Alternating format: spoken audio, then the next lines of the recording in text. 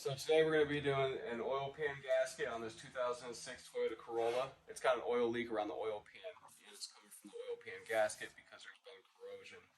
The first thing you want to do is pop the hood. So you want to open up the hood. Essentially what you'll be doing is draining all the oil. So it's best to do this when you're getting an oil change. If you can wait, if not, that's fine, whatever. But so you pop the hood and you take off the oil cap. That way when you go to drain the oil, you don't have a vapor lock.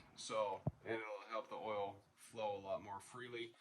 And you want to make sure that the vehicle's been running for a little bit, because the warmer the oil, the easier it'll flow. The easier that it flows, the likelihood of you getting more oil out of the vehicle increases. So the warmer the vehicle, the more oil you get out. Pop the hood, take off the cap, and then you're ready to put it up in the air to pull the drain plug and drain the oil out. So the next step is to drain the oil. This is the oil drain pan. If you see any of this stuff right here, it's because I undercoated the vehicle. This isn't actual oil, it's fluid film undercoating. This is the transmission pan over here underneath the driver's side, and this is the oil pan over here. It takes a 14 millimeter socket, attach it there, and loosen it, and then you drain the oil from the vehicle.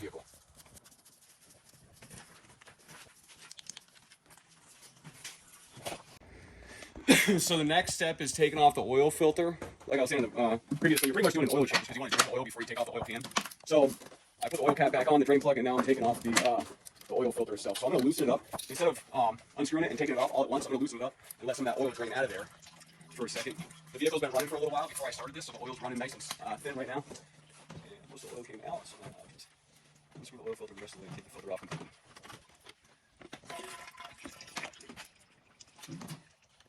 And what I'm going to do, so I'm not dealing with a constant drip of oil, before I take off this drain pan, I'm going to go ahead and grab the other oil filter and put the other oil filter back on. This is the new oil filter right there. I'm just going to apply a little bit of oil around the ring gasket on the new filter. That way it promotes a nice, smooth connection to the oil filter housing.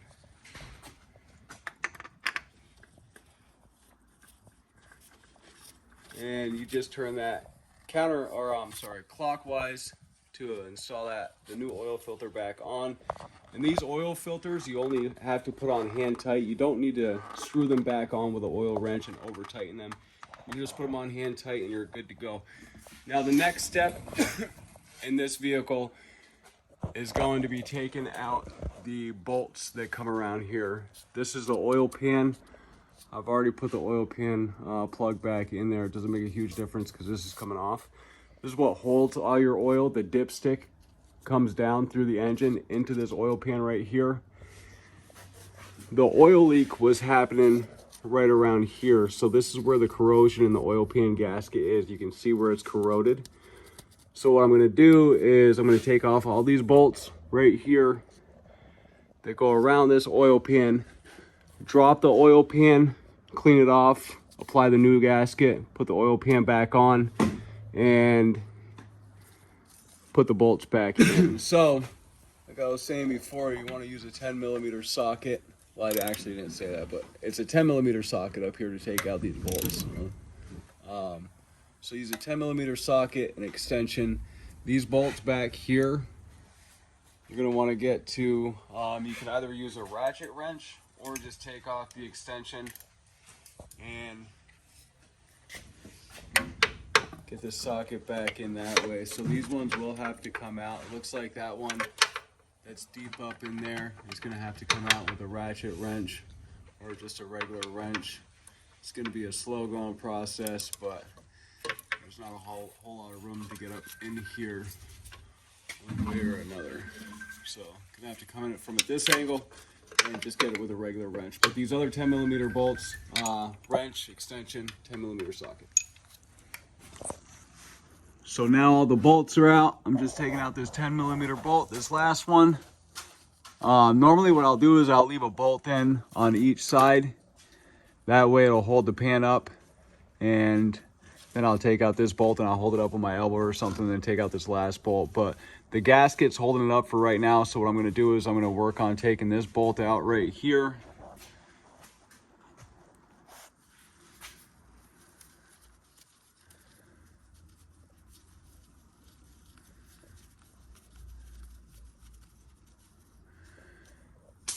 Now the last bolt's out and the pan should come down, but whoever put this gasket in before, I bet you it's been changed, or maybe it's the factory one.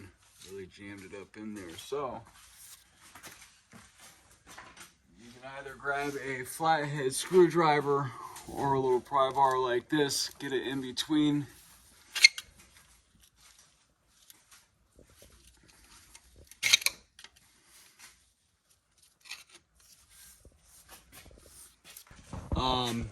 Whoever put this last gasket on, or the pan, put on way too much gasket maker. So what I had to do is I had to use a pry bar right here and a hammer, and I just tapped along the crease right here to get in between there, and just took the pry bar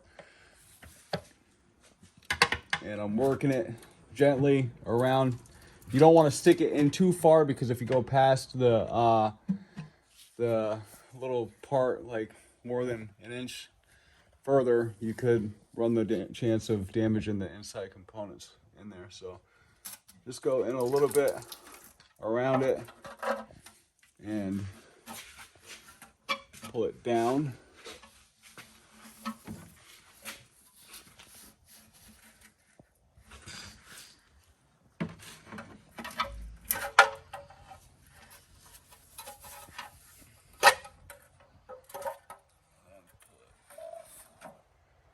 So this is your oil pan right here. You got your dipstick that's coming down from the top right there.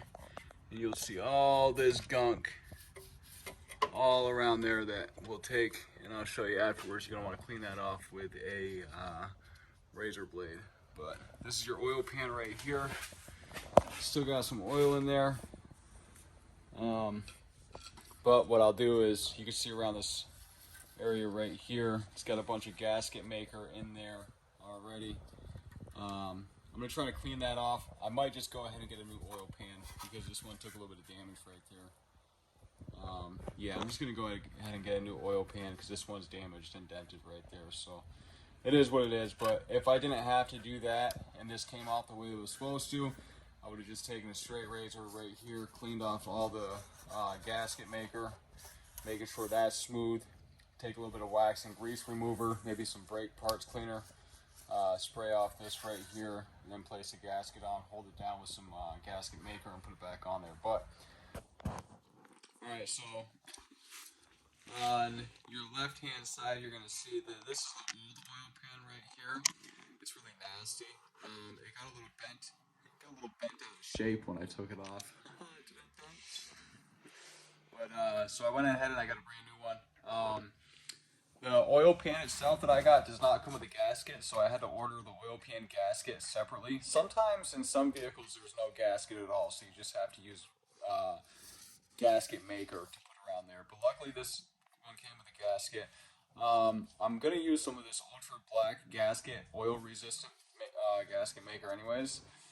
You just take the cap, turn around, poke a hole in it, screw the top on clockwise, and then just cut the tip off right there. So this gasket, if you try to put it on, it won't stay on by itself, which will make it impossible to put it on securely when you bolt it back up in there. So what I normally do is I just put a little bit around the hole right there just to seal it, and then I put a thin layer along the gasket to keep it where it's got to be, and then I'll line it up to properly secure it back to the engine block there. But yeah, so this is the old oil pan. This is the new oil pan with the gasket, and I'll show you what it looks like after I put this gasket maker on there and it's ready to go up in there. Okay, so this is where the oil pan is going to go to.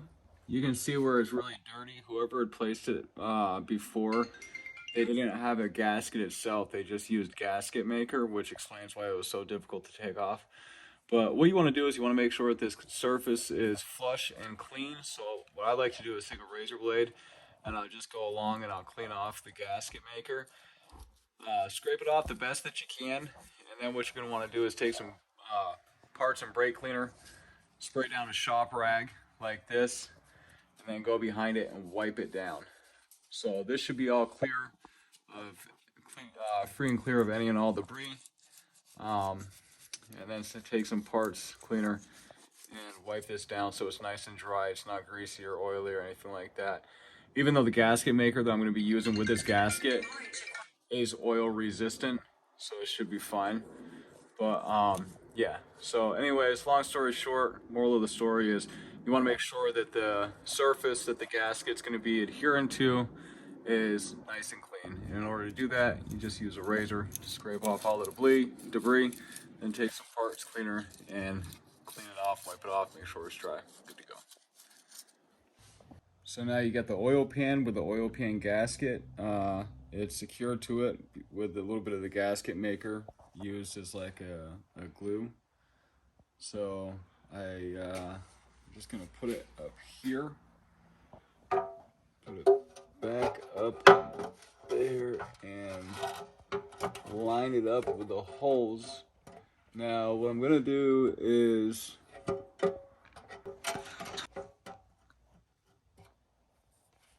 now that it's lined up with the holes, what I'm going to do is I put one bolt in on this corner, and then I'll put another bolt in directly across in that corner, and then I'll come back and put another bolt in on this side, and then another bolt directly across, so on and so forth until all the bolts are in, and then I'll go ahead and tighten them down.